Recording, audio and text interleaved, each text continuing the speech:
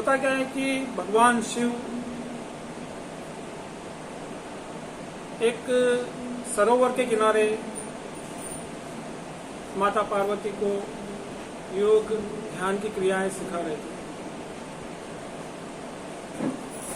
अब योग और ध्यान की जब क्रियाएं सिखाते थे तो सरोवर में आपको पता ही है मछलियां वगैरह रहती है, तो वहां एक मत्स्य रोज किनारे पे हल्का सा मुंह निकालकर उन दोनों की वार्तालाप को, उनके योग को ध्यान से सुनता था।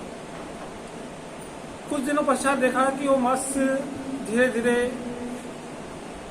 मत्स्येंद्र नाथ के रूप में विकसित हो गए, अर्थात एक वो संत के रूप में विकसित हो गए। मतलब मत्स्य से वो इंसान के रूप में परिवर्तित हो गए और वह कालांतर में वो कहलाए स्वामी मत्स्येंद्र नाथ, जिनके नाम से एक आसन है मत्स्येंद्र आसन, जिसमें मछली जैसी आकृति बनती है, इसलिए उनको स्वामी मत्स्येंद्र नाथ का आसन कहा गया है। ऐसा भी कहा जाता है कि मत्स्येंद्र नाथ जब भगवान शिव का आशीर्वाद लेकर अन्य लोगों को योग सिखाने के लिए गोरखपुर के समीप एक जंगल में रहने लगे और सप्ताह भर में या साल 2 साल में वो भिक्षा लेने निकलते और भिक्षा लेकर अपना जीवन यापन करते थे। ऐसा कहा जाता है कि वो जमीन से 2 फीट ऊपर चलते थे। एक दिन देखा एक ब्राह्मण के घर वो भिक्षा लेने गए गोरखपुर में। ब्राह्मणी बाहर आई और वो काफी उदास लग रही थी। तब स्वामी जी ने, मत्स्यनाथ जी ने उसको कहा भिक्षान दे ही। उन्होंने लाकर जो भी उनको दक्षिणा देनी थी, भिक्षा देनी थी, वो उन्होंने दी। तब मत्स्यनाथ जी ने उनसे पूछा कि आप इतने उदास क्यों लग रहे हैं, आपका वैभव काफी है, आप काफी धनवान दिख रहे हैं, फिर भी आपके चेहरे पे जो प्रसन्नता झलकनी चाहिए, प्रसन्नता होनी चाहिए या खुशी होनी चाहिए, वो आपके ऊपर दिख नहीं रही है। तब उन्होंने कहा कि महाराज जी, मेरे कोई संतान नहीं है, इसलिए मैं दुखी रहती हूँ, क्योंकि मेरे जाने के बाद मेरा ये जितना भी वैभव है किस काम आएगा। तब स्वामी जी बोलते हैं, अपनी झोली में से थोड़ा सा भभूत निकालते हैं और वह ब्राह्मणी को देते हैं कि ये आप ग्रहण करो, और वहां से चले जाते हैं।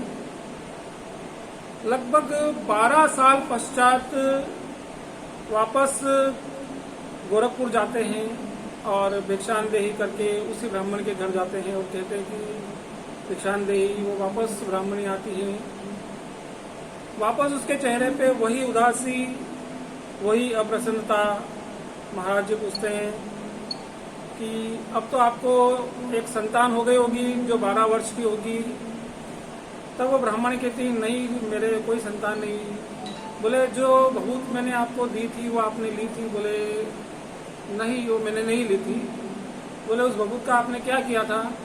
तो बोले उस भभूत का हमने एक गोबर का ढेर, बताती हैं कि इस गोबर के ढेर पे मैंने उसको भभूत को फेंक दिया था।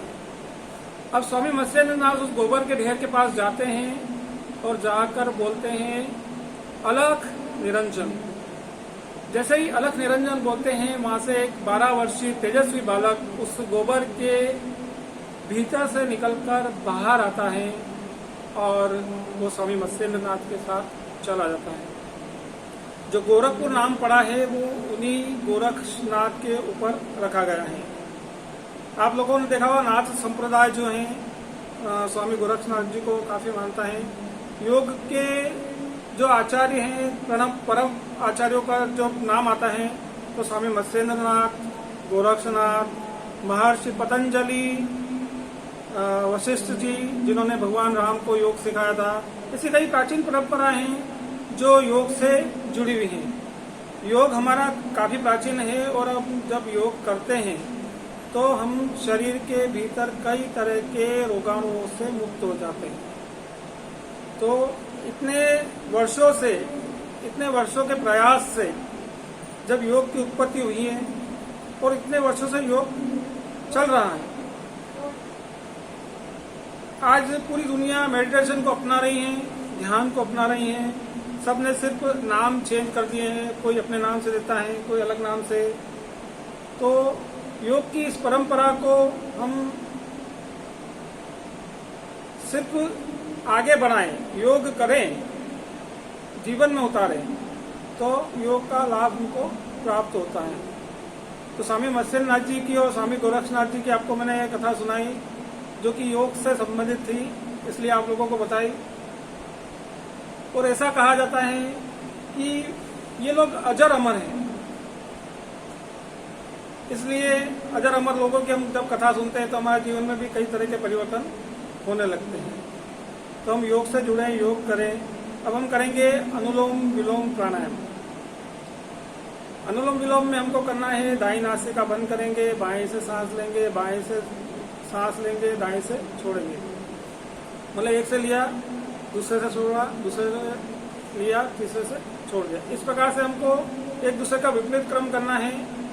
तो अनुलोम विलोम की लिए तैयार हो जाए सभी। अपने दाएं अंगूठे से दाईं नासिका को बंद करें, बाएं से सांस लें।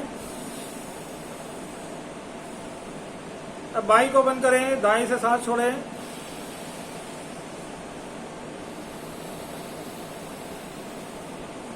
फिर दाईं से लें, बाएं से छोड़ें, बाएं से